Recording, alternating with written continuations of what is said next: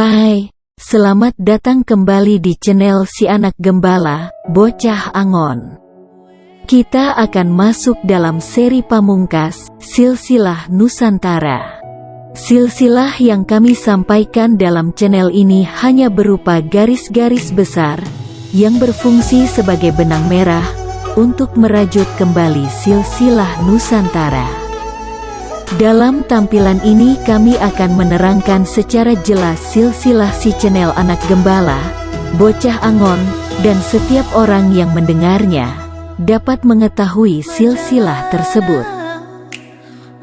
Silsilah yang kami sampaikan terikat dengan silsilah si channel Anak Gembala, Bocah Angon.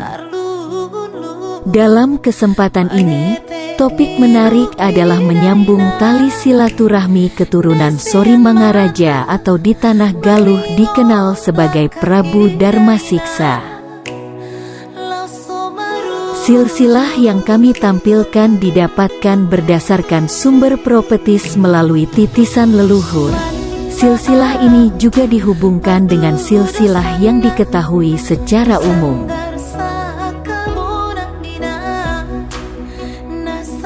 Silsilah yang kami tampilkan dapat membingungkan, karena tidak pernah diungkapkan sebelumnya. Kami berharap silsilah ini ditanggapi secara positif agar dapat bermanfaat positif.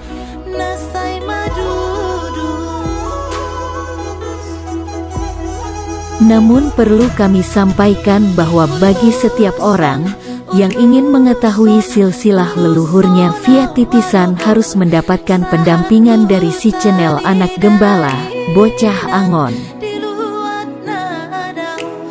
Artinya, tidak semua leluhur dapat menyampaikan silsilahnya secara lengkap. Hanya dengan pendampingan Bocah Angon mereka punya kuasa untuk menyampaikan silsilahnya. Ini bukan suatu kesombongan, namun itu sudah menjadi ketentuan. Karena semua leluhur adalah keturunan dari leluhur sang Bocah Angon dan menjadi kewajiban Bocah Angon.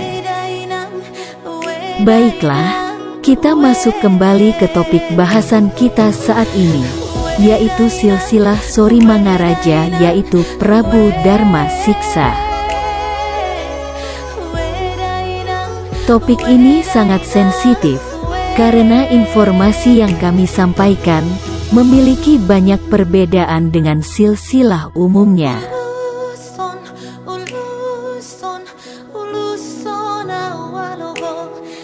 Oleh karena itu, kami akan memulai bahasan kami dengan menampilkan cuplikan tayangan dari channel Bujang Gotri, legenda asal-usul Panglima Harimau.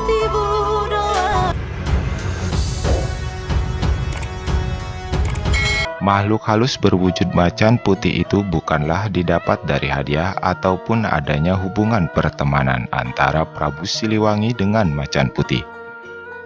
Ternyata keberadaan macan putih tersebut didapatkan usai sang Prabu menaklukkannya dalam satu pertempuran sengit di antara mereka. Diketahui macan putih yang dimaksud ini adalah seorang raja harimau penguasa alam gaib yang memiliki ribuan pasukan sejenisnya yang tersebar di seantero Pulau Jawa. Oleh karenanya dipercaya jika Prabu Siliwangi mampu menguasai semua kekuatan gaib yang berwujud harimau atau raja dari penguasa harimau gaib setanah Jawa. Menurut cerita rakyat yang sudah melekat secara turun-temurun, kisah awal mula Prabu Siliwangi memiliki pendamping harimau putih ini bermula ketika Prabu Siliwangi sedang melakukan sebuah pengembaraan, yang kala itu beliau belum menjadi penguasa Pajajaran. Prabu Siliwangi memang dikenal seorang yang suka melakukan pengembaraan, meskipun di tengah tugasnya sebagai raja besar pemimpin sebuah kerajaan, ia pun kerap melakukan pengembaraan dan menyamar menjadi rakyat biasa dengan melepas atribut serta identitas kerajaannya. Sang Prabu melakukan pengembaraan dengan tujuan turun langsung untuk melihat keadaan rakyat dan menguasai keadaan pertahanan wilayah kekuasaan kerajaan, serta untuk melakukan tapa brata dan olah ilmu kanuragan. Dalam sebuah pengembaraannya, di tengah perjalanan beliau yang hendak beristirahat guna untuk melepas lelah seusai melakukan perjalanan, Prabu Siliwangi beristirahat di kaki Gunung Cermai, tepatnya di Curug Sawer, wilayah Majalengka, Jawa Barat sekarang.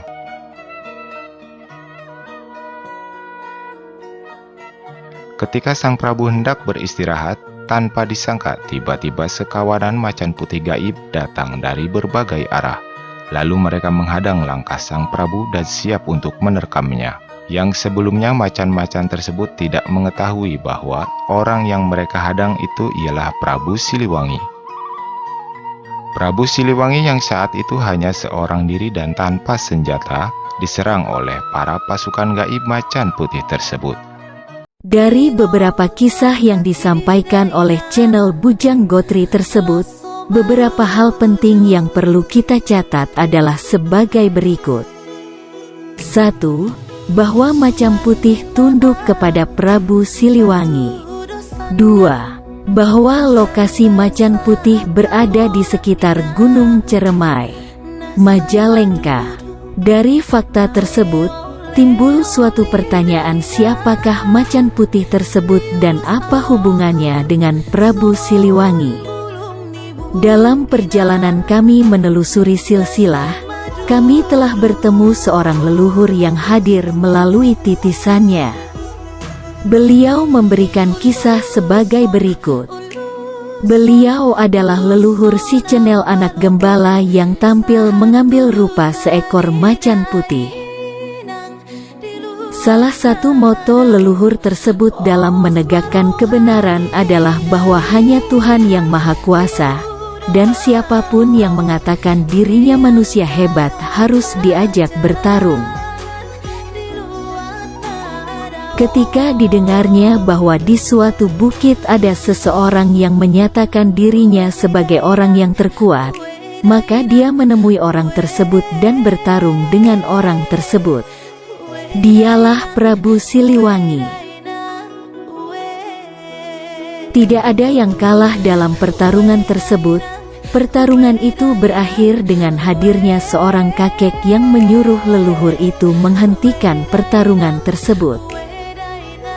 Kakek tersebut berpesan bahwa kakek itu adalah leluhurnya. Sebagai oleh-oleh, kakek itu memberikan kepadanya suatu tongkat sebagai kenang-kenangan. Singkat cerita, perlulah kami terangkan bahwa Prabu Siliwangi adalah keturunan dari Nabi Lot, keturunan Dewa Singha.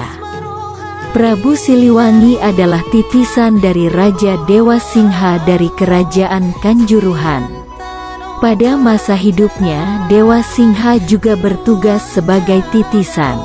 Salah satu keturunan Dewa Singha adalah Utejana yang menjadi leluhur si leluhur yang hadir melalui harimau putih tersebut. Jadi patut diluruskan bahwa tidak ada yang perbudakan di sana. Kedua keturunan harus saling membantu dan bekerja sama. Prabu Siliwangi dan penunggang harimau putih sama-sama keturunan Dewa Singha. Harimau putih yang digambarkan dalam kisah tersebut adalah seseorang yang dikenal di wilayah Toba sebagai Guru Sonom dari kelompok Matahari. Guru Sonom adalah keturunan dari Sori Mangaraja, di Galuh dikenal dengan Prabu Darmasiksa. Perlu kami sampaikan bahwa harimau putih Himalaya adalah lambang bagi keturunan Abraham di Indonesia, dan di wilayah Timur Tengah lambang yang digunakan adalah singa, seperti yang dilihat di Borobudur. Kisah ini perlu kami sampaikan, agar kita memulai renungan kita dimulai dari ruang gelap, dan penjelasan kami dapat menjadi pelita untuk menerangi kegelapan tersebut. Di awal telah kami sampaikan bahwa bahasan ini sensitif, karena setiap orang di tanah Sunda berharap menjadi keturunan Prabu Siliwangi dan bukan keturunan si harimau putih. Setiap orang berharap menjadi keturunan pemenang dan bukan keturunan dari pecundang, namun di balik suatu kisah selalu ada hikmah kehidupan. Mari bersama menerangi kegelapan itu.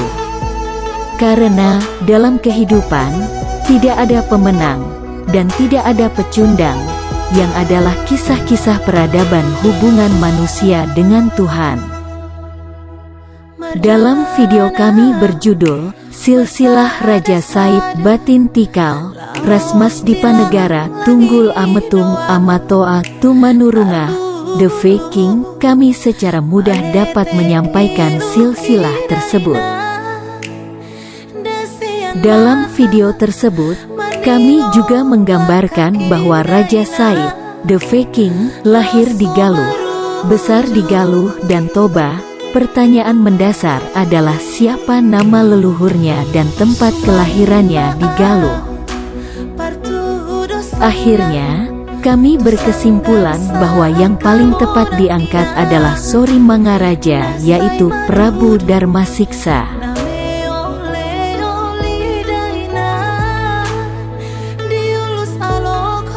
Petunjuk yang diberikan dari langit adalah lambang notasi kunci G. Melihat simbol kunci G tersebut, kami langsung diingatkan pada sosok Rhoma Irama dalam film Satria Bergitar, yang artinya seorang satria yang pintar memainkan nada-nada dan melodi. Sebagai selingan dan mendalami kisah ini, silahkan mendengar lagu Rhoma Irama, Buah Duri Neraka. Namun pengertian kunci G tersebut adalah perjalanan yang ditempuh oleh Sori Mangara sebagai satria berkelana. Untuk melihat lebih jelas perjalanan Sori Mangaraja, mari kita lihat gambar sebagai berikut. Pada gambar tersebut, simbol huruf G digambarkan pada gambar Google Earth. Lekukan huruf G menunjukkan titik-titik kenal yang dilalui oleh Sori Mangaraja. Selanjutnya, marilah kita lihat gambaran singkat perjalanan Sori Mangaraja. Sori Mangaraja dilahirkan di sekitar desa Sudimoro, Kecamatan Purworejo, Kabupaten Purworeja. Anak dari Bala Putra Dewa dan Utejana, Kanjuruhan. Setelah berputar di sekitar Majalengka, berjalan ke arah Laut Jawa dan memutar kembali ke arah Gondang, Trenggalek. Dari Trenggalek, berjalan menyusuri Samudera Hindia, bergerak menuju Bengkulu. Dari Bengkulu bergerak menuju Parlilitan, Kabupaten Humbang Hasundutan, Provinsi Sumatera Utara. Dari Parlilitan, bergerak ke arah menyusuri Selat Malaka dan memutar menuju Banda Aceh. Dari Banda Aceh bergerak menyusuri Samudera Hindia menuju Melaboh dan Tapak Tuan. Dari Tapak Tuan mengunjungi ayahnya yaitu Bala Putra Dewa di Pusuk Buhit, Kabupaten Samosir, dan melanjutkan perjalanan ke Parlilitan, Kabupaten Humbang Hasundutan, Provinsi Sumatera Utara. Kata Parlilitan, dalam bahasa Batak artinya melilit. Dari Parlilitan, Sori Mangaraja berjalan lurus menelusuri Bukit Barisan menuju Surabaya dan dilanjutkan ke Madura. Setelah selesai pulang kembali ke Majalengka. Rute itu dilakukan 3 kali dalam hidupnya. Kakek Sori Mangaraja adalah Gunadarma yang membangun Candi Borobudur dari Kerajaan Sriwijaya. Sebagai seorang guru yang mengajarkan tentang budi, maka Gunadarma sangat menjaga kesucian hati dan jasmani. Namun dalam kemelut internal keluarga, yang erat kaitannya dengan Semar, maka wibawa keluarga hancur. Gunadarma mengasingkan diri. Bala Putra Dewa sebagai putra sulung Gunadarma memilih menjadi pertapa. Akhirnya seluruh keluarga tersebar. Pramodawardhani disandera oleh Rakai Pikatan, pendiri Candi Angkor Wat ke Myanmar, dan Balaputradewa bertapa ke Pusuk Buhit. Toba. Pramodawardhani dipenjara Rakai Pikatan dan anak ketiga Gunadarma pergi ke Myanmar dan menjadi tokoh di balik berdirinya Candi Angkor Myanmar. Kemelut internal ini dimanfaatkan oleh Rakai Pikatan untuk mengambil kuasa atas Kerajaan Sriwijaya dan Kerajaan Kanjuruhan. Ketiga anak Balaputradewa menyelamatkan diri ke Majalengka. Sormangaraja membuka lahan pemukiman di wilayah hilir di sekarang dikenal dengan Pulau Majeti, Kota Banjar. Kisah keturunan Gunadarma berbalik arah. Keagungan nama keluarganya berbanding terbalik. Kisah ini cocok dengan lagu Buah Duri Neraka. Silsilah keturunan Sorimangaraja atau Prabu Dharma Siksa yang diketahui umum di tanah Sunda sangat berbeda. Hal ini disebabkan karena upaya penghilangan jejak. Di Majalengka, silsilah Prabu Dharma Siksa ditarik dari silsilah ibunya Utejana, yaitu dari kerabat ibunya yang ada di Galunggung. Untuk silsilah keturunannya dibuat untuk kepentingan Raden Wijaya, yang akan menjadi raja di kerajaan Majapahit.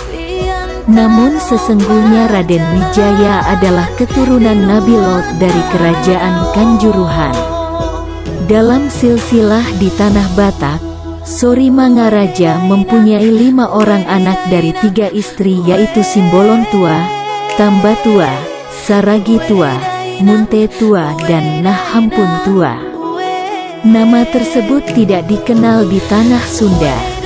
Berdasarkan nama tersebut, informasi yang mendekati ada dalam blog Tatang Amirin https://tatangmangun.wordpress.com/sejarah-kabupaten Majalengka _rampai_misteri Sindangkasih. Dalam blog tersebut, Tatang Amirin menuliskan bahwa Adipati Raden Tambranegara juga hadir dalam Piswanan Agung di Majapahit. Itu terdapat juga dalam kitab Babat Pati yang disusun oleh KM Sosro Sumarto dan S. Dipiasudira. Hal tersebut sangat membahagiakan karena nama-nama yang ada di Toba sudah ada nama yang mendekati dengan nama yang dapat dikenal di tanah Sunda. Apabila disesuaikan dengan nama yang dikenal di Toba, maka nama Adipati Tambranegara adalah Simbolon Tua. Sedangkan untuk Tambatua, nama di tanah Jawa adalah Adipati Agung Ambarawa. Dalam silsilah di tanah Toba, anak sulung Sorimangaraja adalah Sorba Dijulu. Namun Sorba Dijulu adalah Sorimangaraja dan istrinya Nai Ambaton, Ambarawa.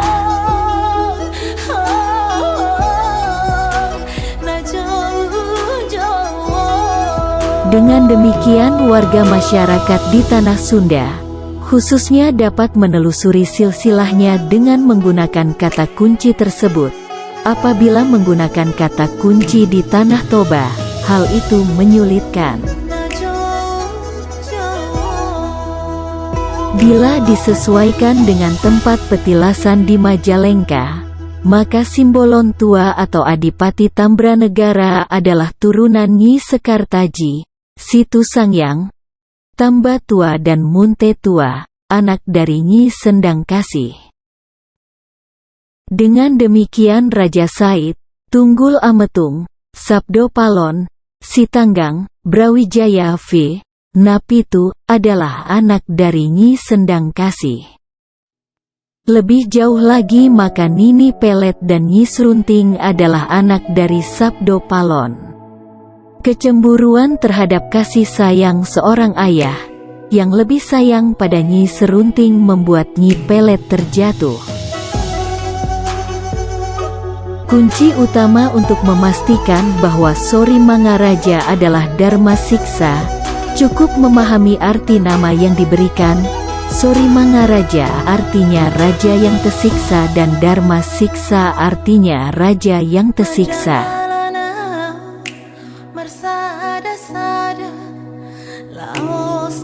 Sori Mangaraja pada prinsipnya tidak pernah tinggal lama di Majalengka. Beliau terus berjalan berputar seperti sebuah pendulum. Seluruhnya bertujuan untuk mengelabui orang yang membencinya.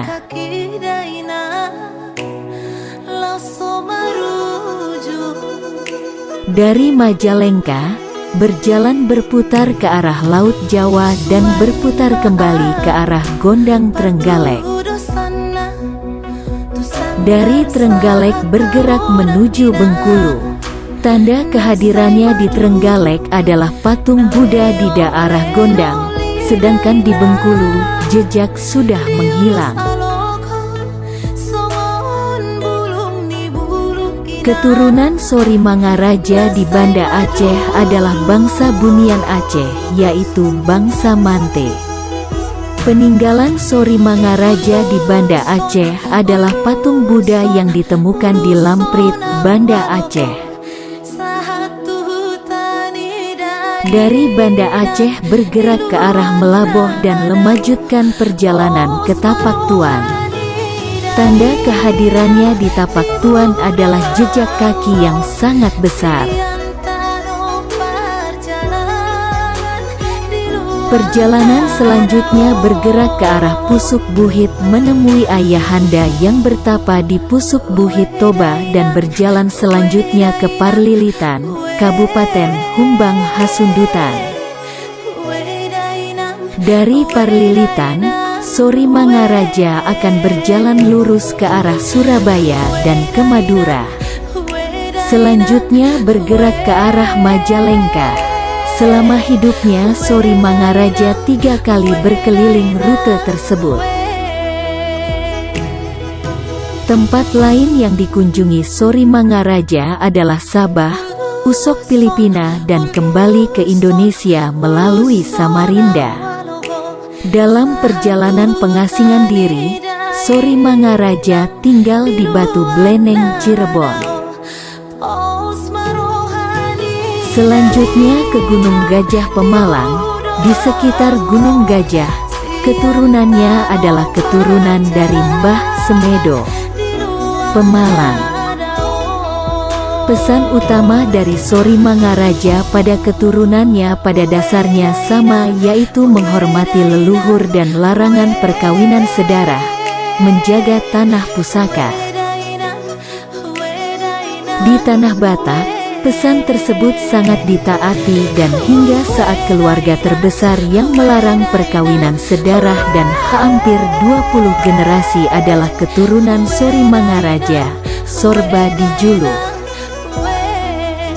Larangan pembagian tanah pusaka juga terpelihara dengan baik, namun sesuai dengan adaptasi perkembangan zaman dan peraturan perundang-undangan tentang hak milik. Persoalan warisan jadi sering terjadi. Perjalanan Sori Mangaraja yang berjalan berputar adalah upaya menyembunyikan jati diri untuk melindungi keturunannya dapat hidup berkelanjutan dan sudah terbukti. Perjalanan hidup Sori Mangaraja atau Prabu Damsa Siksa berakhir di Semarang. Tandanya hanya sebuah gundukan tanah dan sebuah nisan di rawa-rawa yang tak terpelihara. Apakah keturunannya peduli?